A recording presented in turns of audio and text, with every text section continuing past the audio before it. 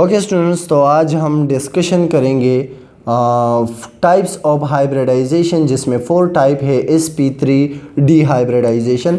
जिस तरह से नाम से जाहिर है कि जब एक s आर्बिटाल 3 p आर्बिटाल और एक d आर्बिटाल आपस में कंबाइन हो जाए, ठीक है, एक s 3p और एक d आर्बिटाल आपस में, यहाँ पे ये 3 1 1 का मतलब प्रिंसिपल क्वांटम नंबर नहीं है, मैंने जस्ट जनरली लिखा है यहाँ पे।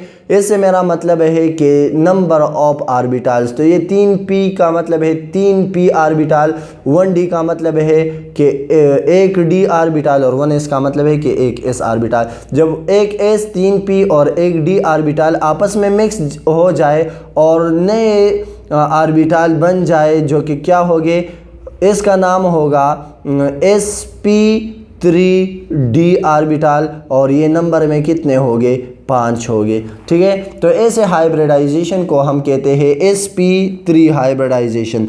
अब sp3 हाइब्रिडाइजेशन के लिए जो हमारे साथ एग्जांपल है वो है फास्फोरस पेंटाक्लोराइड। फास्फोरस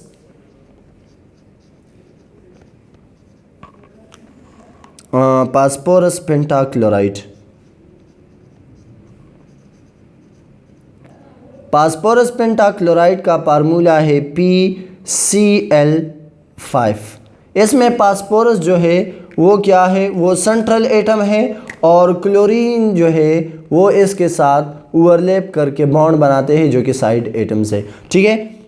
तो अब इस तरह से होगा कि फास्फोरस का एटॉमिक नंबर जो है वो है 15, यानी कि फास्फोरस में 15 इलेक्ट्रॉन होते हैं। तो इसका जो इलेक्ट्रॉनिक कन्फिगुरेशन है वो इस तरह से होगा 1s2 2s2 2p6, और इस तरह से थर्ड में 3s2 और 3px 3py और 3pz, ठीक है। तो ये हो गए 12 इलेक्ट्रॉन और 3 बाकी रह गए, तो हर एक आर्बिटाल में एक एक इलेक्ट्रॉन जो है वो प्लेस हो जाएगा। तो ये यहाँ पे 3 में d आर्बिटाल भी होता है, थर्ड शेल में d आर्बिटाल भी होता है।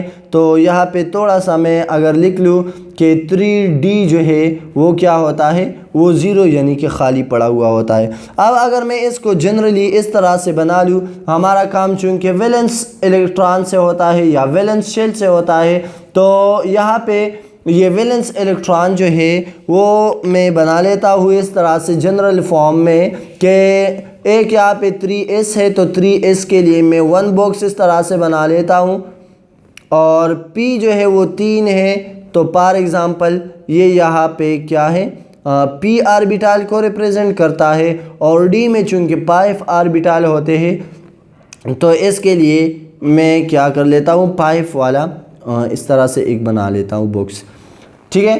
तो अब ये रिप्रेजेंट करता है 3s को, ये रिप्रेजेंट करता है 3p को, px py pg, और इस तरह से ये रिप्रेजेंट करता है 3d को, ठीक है। d में फिर 5 होते हैं, x y y z वगैरह ये सारे मौजूद होते हैं। इसका जो इलेक्ट्रॉनिक कन्फिगुरेशन है तो वो कौन सा है, इसमें 2 इलेक्ट्रॉन है, तो इसको हम इस तरह से फिल कर लेंगे, और px py pg में एक एक इलेक्ट्रॉन है, तो वो इस तरह से मैं प्लेस कर लूँगा यहाँ पे। और d जो है वो क्या होता है, वो एम्प्टी होता है। जब हम ये इसका है ग्राउंड स्टेट, इसके सामने मैं लिख लेता हूँ GS, और GS का मतलब होता है ग्राउंड स्टेट, जो ऑलरेडी हम डिस्कस कर चुके हैं, ठीक है। अब हमने इसको एनर्जी दे दी, तो एनर्जी देने से इसमें इलेक्ट्रॉनिक ट्रांजिशन हो जाएगा, मतलब इलेक्ट्रॉन जो है 3s से जंप लगा के आ जाएगा 3d में।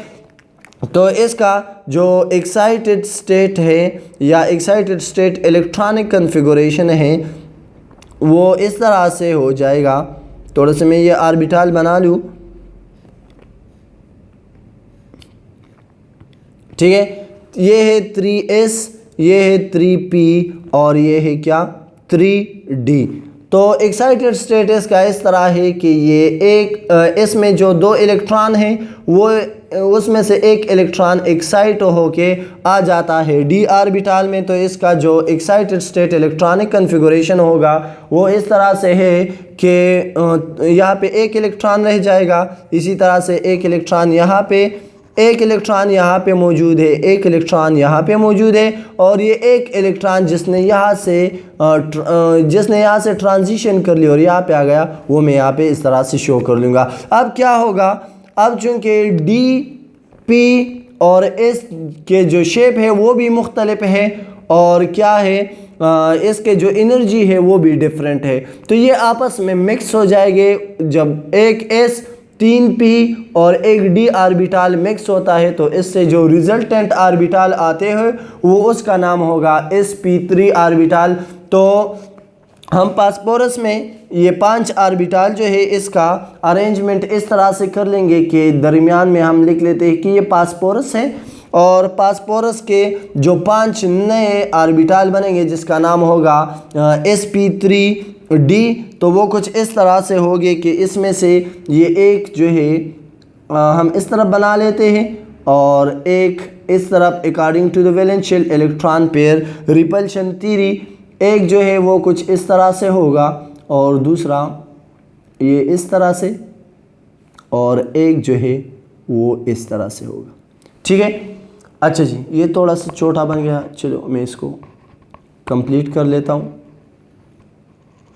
कि ये इस तरह से। ठीक है, ये 5 ऑर्बिटल है, इसकी ये कम्बिनेशन इस तरह से होगी। अब यहाँ पे क्या है, हर एक में एक एक इलेक्ट्रॉन है, चलो वो हम शो करते हैं कि ये एक इलेक्ट्रॉन इस तरह से, एक इलेक्ट्रॉन ये है, एक इलेक्ट्रॉन ये, एक इलेक्ट्रॉन ये और एक इलेक्ट्रॉन ये, तो ये इसका अरेंजमेंट हो गया। तो अकॉर्डिंग टू वैलेंशियल इलेक्ट्रॉन पे रिपल्शन थ्योरी 5 ऑर्बिटल का जो हम कहते हैं कि अरेंजमेंट है वो कैसे होगा, इसको हम कहते हैं ट्राइगोनल बाई पिरामिडल शेप, वो हम एक्सप्लेन कर लेंगे जब क्लोरीन इसके साथ वो बॉन्ड बना ले। तो क्लोरीन जो है, क्लोरीन में 17 इलेक्ट्रॉन होते हैं और इसमें आखिरी इलेक्ट्रॉन जो है वो किस चीज़ में आता है, वो आता है पी ऑर्बिटल में। ठीक है, तो पी ऑर्बिटल में आता है तो हम सिंपली बस डायरेक्ट इसका कम्बिनेशन यहाँ पे कर लेंगे कि एक क्लोरीन जो है वो यहाँ पे आके ओवरलैप करेगा। ठीक है, और एक क्लोरीन जो है वो इस तरह से आके यहाँ पे ओवरलैप कर लेगा, एक क्लोरीन इसके साथ,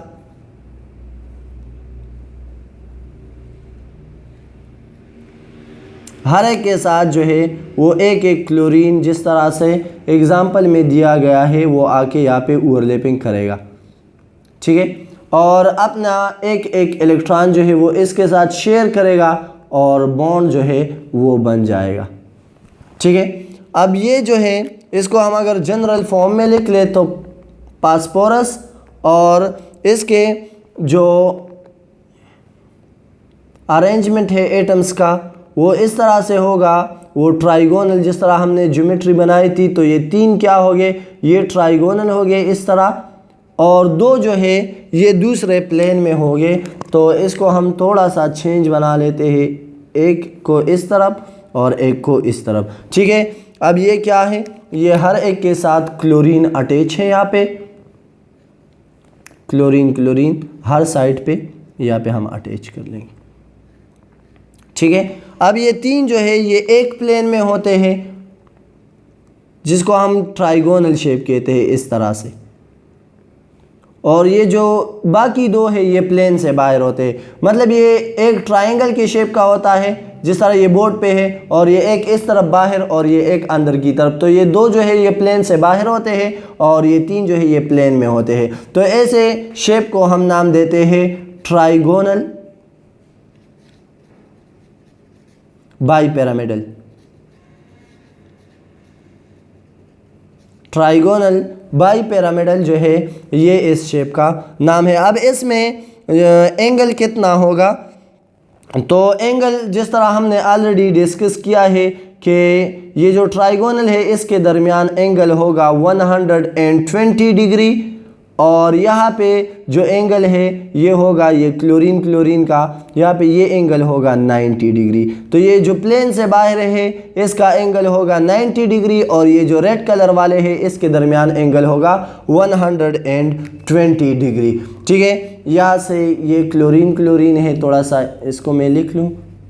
और ये कम्बिनेशन हुआ है किसका, ये कम्बिनेशन जो है sp3d ऑर्बिटल का हुआ है और p का। तो इस तरह का अरेंजमेंट है sp3d और p, ये बांड इस तरह से बना है। और ये कौन सा बांड है, ये है सिग्मा बांड। सिग्मा बांड क्यों है, क्योंकि इसमें हेड ऑन ओवरलैप हुआ है।